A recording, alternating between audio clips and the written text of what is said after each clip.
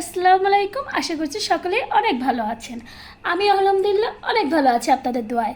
আজকে আপনাদের মাঝে আরও একটি ভিডিও নিয়ে আসছি। So welcome back to me another new blog. আজকে আপনাদের মাঝে একটা সুন্দর ব্লগ নিয়ে আসছি, সুন্দর একটা ভিডিও যেটা আপনাদের অনেক কাজে দিবে। আমি জানি সবার কাজে দিবে না, কিন্তু অনেকের কাজে দিবে। ভিডিওটাকে চলুন দেখে নিই।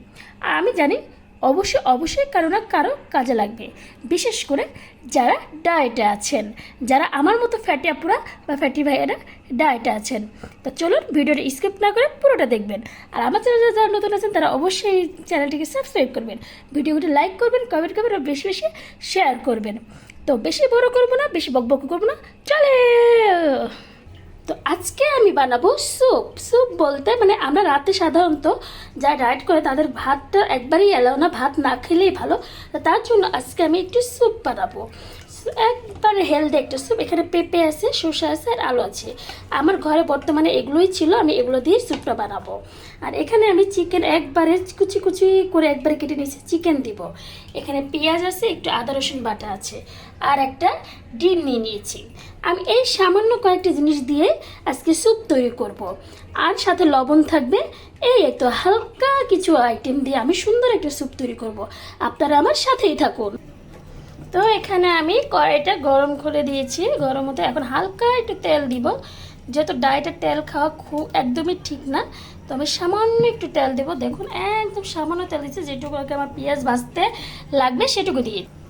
আর এখানে আমি মানে মরিচটা আনিনি, মরিচটা আমি শেষে দেবো, এর জন্য মরিচটা দেখানো হলো না। তো আপনাদেরকে আমি নেক্সট পরে দেখাবো শেষে। তো আমার তেল গরম হয়ে আসছে, আমি এখানে পেঁয়াজটা দিয়ে দিব।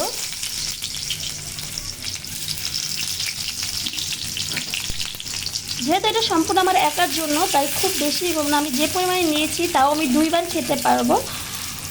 রাতে হেলদি খাবারটা খুব দরকার, হেলদি খাবার খাওয়া শরীরের জন্য খুবই উপকারী। তো এখন আমি এখানে একটু আদা রসুন দিয়ে ভেজে চিকেনটা ভেজে নেব। এটুকু সবাই পারবেন, তাই এটুকু আমি ভিডিওতে দেখালাম না। এই তো আমি এখানে চিকেন নিয়ে নিয়েছি, ভেবেছিলাম দেখাবো না কিন্তু দেখালাম। আসলে এখন আজান শুরু হয়নি, আজান শুরু হলে আমি ভয়েসটা দিতে পারবো না, তখন আর কি আমি একটু স্কিপ করবো ভিডিওটা। তো এখন আমি শুধু দিয়ে দিচ্ছি, একটু লবণ দিয়ে দিব, সামান্য লবণ দিলাম শুধু মাংসটার জন্য, যেমন মাংসটার ভিতরে লবণটা যায়। ডিম আর মরিচটা একদম শেষে দিয়ে দেব।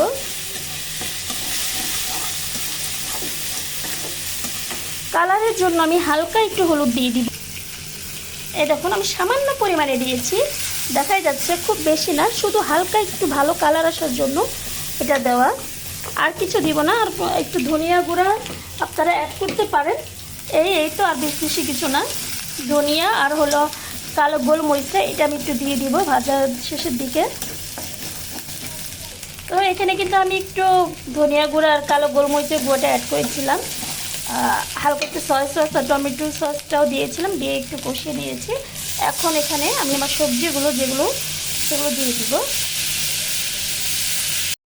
তো এই হলো আমার স্যুপের ফাইনাল লুক। আসলে কারেন্ট চলে যাওয়ার কারণে আমি আর ভিডিওটা কন্টিনিউ করতে পারিনি, এখনও কারেন্ট আসেনি। তো যতটুকু আলো আছে ততটুকুতেই আপনাদেরকে দেখাচ্ছি। তো পরবর্তীতে আমি কষির সবজিগুলো দিয়ে শুধু সিদ্ধ করে নিয়ে এসে একটু মরিচ আর ডিম ফেটিয়ে এইভাবে দিয়ে দিয়েছি। গরম থাকা অবস্থায় এইভাবে আস্তে আস্তে নাড়লে এরকম ডিম হয়, যেটা অনেকেই জানেন। আসলে খুব হালকা পাতলা একটা স্যুপ, যারা মধ্যবিত্ত তাদের কিন্তু ডেইলি ডায়েটের দামি দামি জিনিসগুলো কিন্তু খাওয়া সম্ভব না। তো সাধ্যের মধ্যে এরকম স্যুপ বা যেটাই বলে আপনার সবজি তরকারি বলেন বা স্যুপ বলেন, আমি এটা স্যুপ হিসেবেই খাই। তো খুব হেলদি খাবার, আপনারা এভাবে খেতে পারেন, এভাবে লাউ খেতে পারেন। খেতে কিন্তু টেস্ট মাশাআল্লাহ অনেক ভালো হয়, যদিও রান্নার এক একজনের পদ্ধতি এক এক রকম, আপনারা অন্যভাবে আপনাদের মতো করে রান্না করতে পারেন। তো আজকে এই পর্যন্ত, সবাই ভালো থাকবেন, অবশ্যই ভিডিওটি লাইক করে যাবেন, অবশ্যই সাবস্ক্রাইব করবেন চ্যানেলটিকে। সবাইকে অসংখ্য ধন্যবাদ, আল্লাহ হাফিজ।